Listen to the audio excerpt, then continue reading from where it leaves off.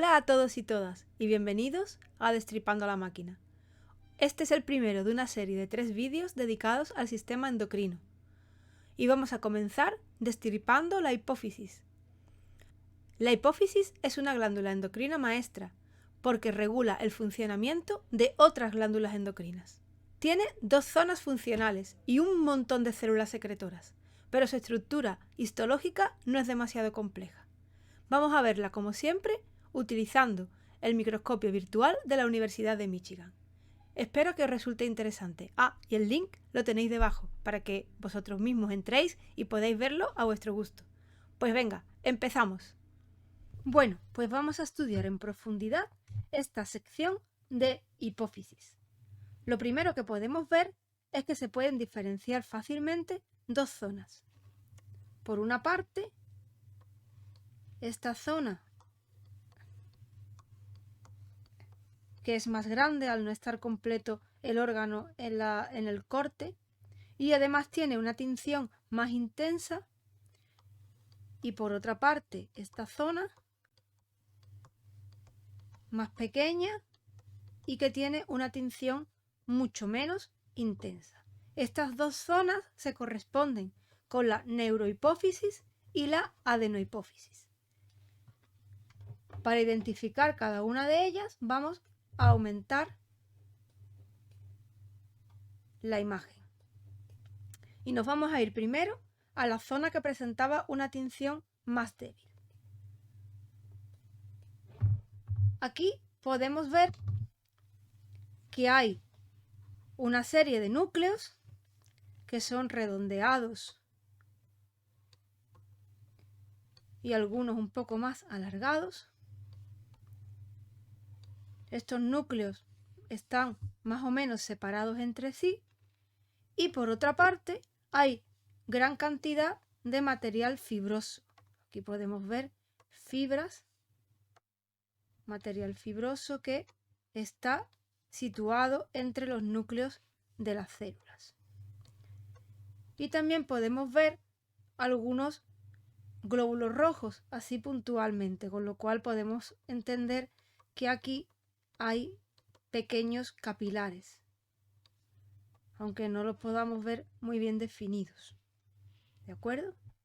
Bueno, pues, ¿a qué corresponden todas estas estructuras que hemos marcado en la imagen? Bueno, pues, estas estructuras corresponden a todos los elementos que podemos encontrar en la neurohipófisis. En la neurohipófisis no hay células secretoras.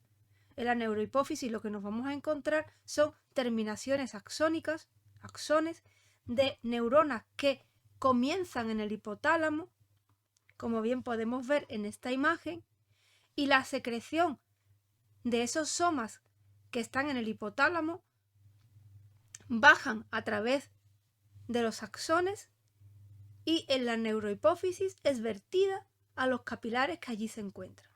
Entonces tenemos aquí todo este material fibroso que se corresponden con axones y los núcleos celulares que hemos marcado anteriormente que se corresponden con células de sostén. Esas células pertenecen a la glía, que como sabemos de temas anteriores son las células que acompañan siempre y que forman parte del sistema nervioso y que acompañan a las neuronas para darles soporte tanto físico como nutricional. Entonces, con esto completamos la estructura de la neurohipófisis. Una zona de la hipófisis que no tiene células secretoras, sino que lo que tiene son axones de neuronas del hipotálamo que secretan ahí sus productos y los vierten a los capilares sanguíneos por donde ya se distribuirán al resto del organismo. Seguimos y vamos a la otra zona, que ya sabemos que es la adenohipófisis. En la adenohipófisis sí que vamos a encontrar células secretoras. Estas células están organizadas en estructuras que son como cordones. Aquí la podemos encontrar en estructuras como cordones. También la podemos encontrar en estructuras redondeadas tipo acinos. O bien las podemos encontrar colocada de manera no organizada. ¿De acuerdo? Hay muchos tipos de células secretoras en la adenohipófisis y es difícil diferenciarlas unas de otras. Pero en base a su tinción, al color de su tinción, podemos hacer una primera clasificación. Y esa clasificación es en células eosinófilas y basófilas. Vamos a encontrar una imagen, una zona donde podamos ver claramente las dos tinciones. Por ejemplo, esta. Aquí encontramos células eosinófilas y células basófilas. Las células eosinófilas se llaman así porque su citoplasma tiene apetencia por la eosina y por tanto se marcan de rojo. Son la mayoría de las células que podemos encontrar en la hipófisis y las estoy señalando para que la veamos. Estas células no son todas iguales. Podemos encontrar dos tipos de células eosinófilas, las somatotropas y las lactotropas. ¿Cómo distinguir las células somatotropas de las lactotropas? Pues la mejor manera es utilizando marcajes específicos para ver lo que tienen dentro de su citoplasma. Si tienen hormona de crecimiento o tienen prolactina. Sin embargo, podemos utilizar algunas claves, algunos trucos que nos permitirían diferenciarlas unas de otras, aunque esos trucos no nos dan una diferenciación segura. Ya hemos dicho, lo mejor siempre es marcar el producto de secreción de la célula mediante técnicas especiales.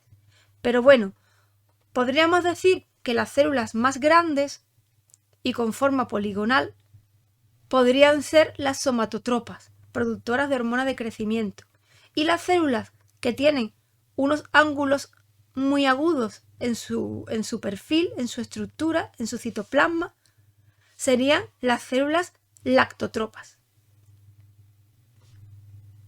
Bueno, pues vamos al siguiente tipo celular. El siguiente tipo celular son las células basófilas, y las células basófilas están marcadas de un color azulado, porque, como su propio nombre indica, tiene apetencia por el colorante básico, que es la hematoxilina.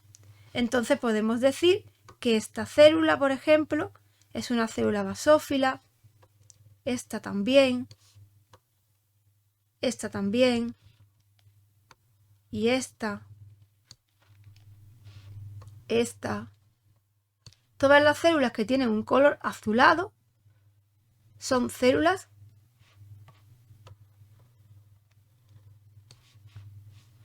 basófilas.